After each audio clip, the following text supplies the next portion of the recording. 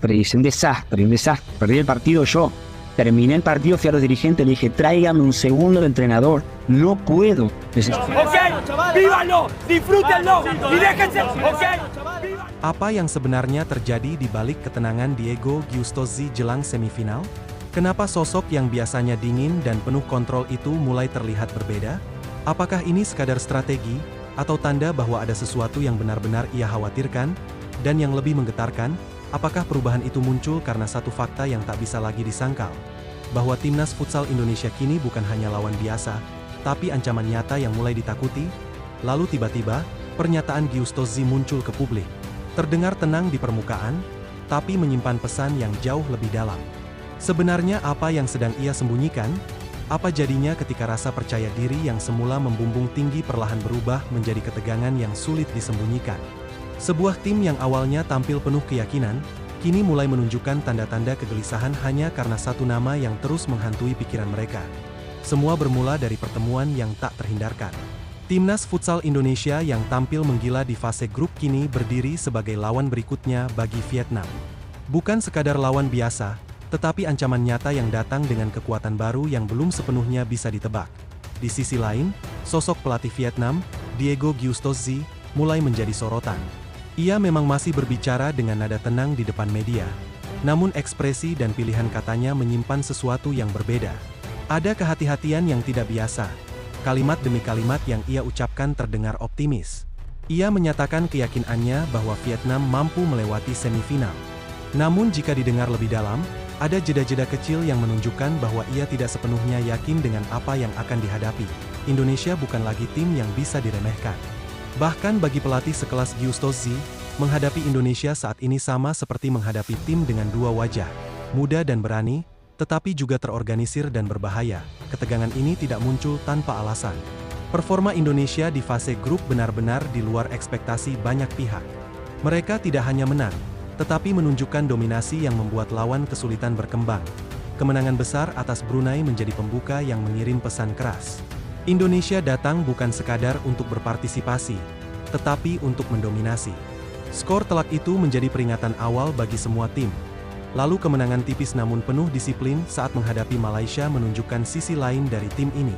Mereka tidak hanya bisa menyerang, tetapi juga mampu bertahan dengan sangat rapi ketika dibutuhkan. Puncaknya terjadi saat menghadapi Australia. Dalam pertandingan yang penuh tekanan, Indonesia justru tampil berani dan agresif. Mereka menekan sejak awal dan tidak memberi ruang bagi lawan untuk berkembang. Pertandingan itu menjadi bukti bahwa Indonesia memiliki mental yang kuat. Mereka tidak panik ketika ditekan, dan justru mampu memanfaatkan setiap peluang kecil menjadi sesuatu yang berbahaya. Pelatih Indonesia, Hector Souto, memainkan peran besar dalam perubahan ini. Ia membawa pendekatan berbeda yang membuat permainan Indonesia terlihat lebih modern dan dinamis. Strategi pressing tinggi yang ia terapkan menjadi senjata utama.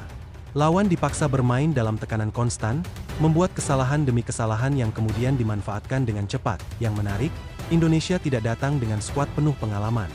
Justru sebaliknya, banyak pemain muda yang diberikan kepercayaan untuk tampil di turnamen besar ini. Keputusan ini sempat dipertanyakan di awal. Namun kini, pilihan tersebut justru terlihat sebagai langkah jenius yang mengubah wajah tim secara keseluruhan. Para pemain muda ini bermain tanpa beban. Mereka tidak terbebani ekspektasi besar, sehingga mampu menampilkan permainan yang lebih lepas dan berani. Energi yang mereka bawa menjadi pembeda. Mereka berlari tanpa henti, menekan tanpa rasa takut, dan menyerang dengan keyakinan penuh. Inilah yang mulai membuat Vietnam gelisah. Menghadapi tim dengan pengalaman mungkin lebih mudah diprediksi, tetapi menghadapi tim muda yang penuh kejutan adalah cerita yang berbeda. Media Vietnam pun mulai menunjukkan tanda-tanda kekhawatiran. Salah satu media besar, Soha VN, secara terbuka membahas kekuatan Indonesia. Dalam laporan mereka, Indonesia disebut sebagai salah satu tim futsal paling berkembang di Asia. Mereka menyoroti bagaimana permainan Indonesia kini jauh lebih solid dibanding sebelumnya. Yang paling mereka takutkan adalah regenerasi pemain Indonesia. Generasi baru ini dianggap memiliki kualitas yang tidak kalah dari tim-tim besar di kawasan.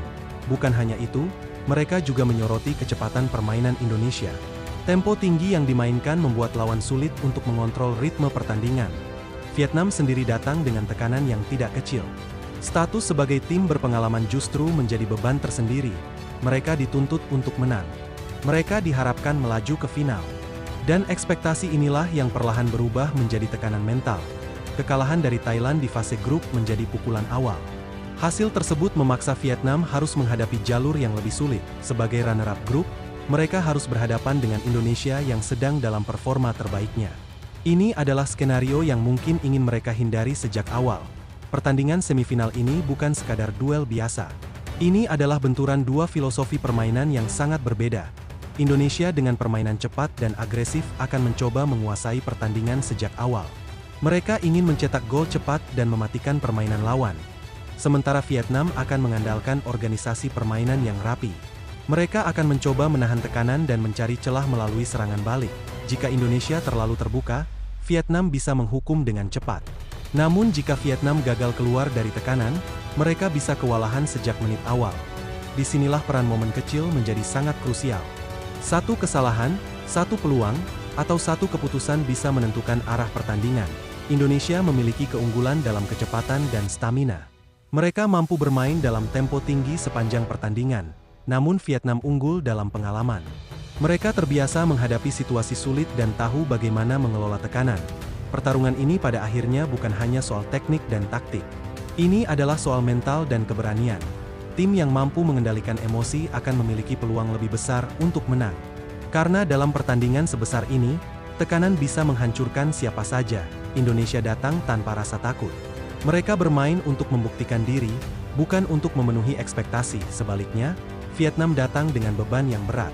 Mereka harus menang, dan tekanan itulah yang bisa menjadi kelemahan terbesar mereka. Jika Indonesia mampu mencetak gol lebih dulu, situasi bisa berubah drastis. Vietnam akan dipaksa keluar dari zona nyaman mereka.